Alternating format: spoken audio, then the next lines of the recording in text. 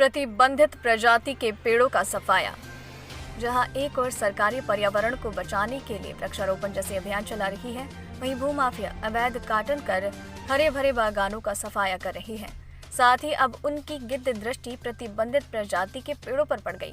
आलम यह है कि भूमाफिया मोटा मुनाफा कमाने के लिए निजी भूमि पर जंगल के रूप में विकसित प्रतिबंधित प्रजाति के पेड़ों को काटकर धड़ल्ले से सफाया कर रहे हैं, जिस पर विभाग सिर्फ खानापूर्ति वाली कार्यवाही करता नजर आया। ताजा मामला विकास नगर अंतर्गत कालसी वन प्रभाग के राजावाला बाड़वाला का है, जहां करीब 50 बीघा से भी ज्यादा भूमि पर खड़े प्रतिबंधित प्रजाति के साल के सैकड़ों हरे भरे पेड़ों की बलि चढ़ा दी गई।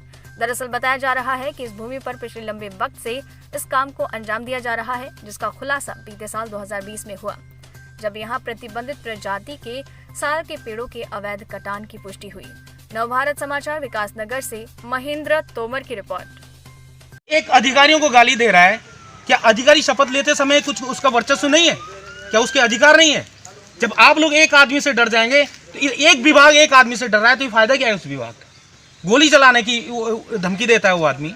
क्या इतना कमजोर विभाग है?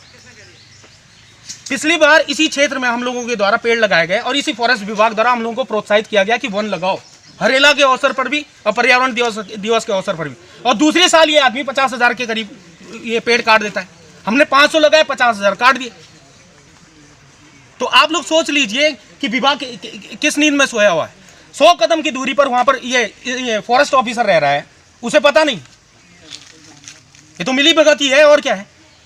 आपको इतना जानना चाहिए कि ऑक्सीजन के लिए कितना लोग परेशान हुए इस दौरान, फिर भी इस तरीके से अवैध कटान हो रहा है। लोग अपने घर के आगे का पेड़ काटने के लिए परमिशन लेते हैं और वो परमिशन बड़ी मुश्किल से मिलती है। और उस आदमी को 50,000 पेड़ काटने की परमिशन किसने दी? क्या मांग करते हैं? मैं ये अध्यापक हूँ, मैं पढ़ाता हूँ, क्या मांग करते हैं? नवक्रांति संगठन से हूँ, और मांग ये करते हैं उस व्यक्ति को जेल के अंदर डाला जाना चाहिए। और इस तरीके की अगर फिर हरकतें हो दोबारा, तो आप लोग ही विभाग भी कमजोर होता जाएगा और आप ऐसे माफिया कई और पैदा होते जाएंगे। शिकायत हुई थी कि राजावाला में कुछ पेड़ों का अवैध पातन हुआ है, उसी के संबंध में जांच करने के लिए आया था। तो जहाँ पातन हुआ है वो देख लिया है।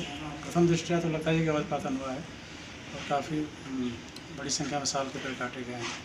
और पिछले कई महीनों क्या कई जो रिकॉर्ड्स तो लगता है कई सालों से चल रहा है, थोड़े पेड़ काटे हैं। उसी सिलसिले में जो पुराने अभिलेख हैं उनको देख के जांच रिपोर्ट तैयार की जाएगी, जो भी इसमें दोषी होगा कार्रवाई की जाएगी। तो सर क्या लगता है, लगातार इतने लंबे समय से काम चल रहा है, फिर भी उस पर जो अंकुश नहीं लग पा रहा है, क्या वजह रही?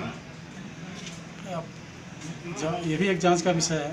इतने लंबे समय से हो रहा है और वहाँ बार अवैध कटान हो जा रहा है, तो जांच में सारी चीज़ों को शामिल किया जाएगा और जो भी उचित होगा और जो भी दोषी होगा उसको प्राप्त। तो अभी तक कितने पेड़ों की पुष्टि हुई जो अवैध कटान हुआ है? नहीं, अभी तो जो ये हाल फिलहाल की जो घटना है उसमें जो स्टाफ ने निकाला है 147 पेड़ हैं, जो कि 27 की रात में बताया गया काटे गए हैं। मौके पे हैं भी ताज़े ठूँठ हैं, उसकी नंबरिंग कर दी गई है, लेकिन कुछ पुराने ठूँठ भी काफ़ी अधिक संख्या में मौजूद है। तो लगभग कितनी लैंड है चाहिए? लैंड कितनी है पूरी?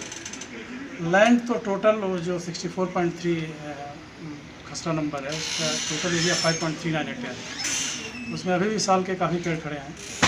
तो जो पेड़ कट गए हैं उन चाहे आज कटे हों चाहे सालों पहले कटे हों, जिनके ठूँठ मौजूद है उनकी काउंटिंग और प्लस जो पेड़ अभी खड़े हैं उनकी काउंटिंग करा करके कम्प्रिहेंसिव रिपोर्ट तैयार की जाएगी और जो भी इस प्रक्रिया में दोषी होगा, अगर ये निकल के आता है तो सर कार्रवाई की जाएगी। क्या कार्रवाई बनती है इन पर?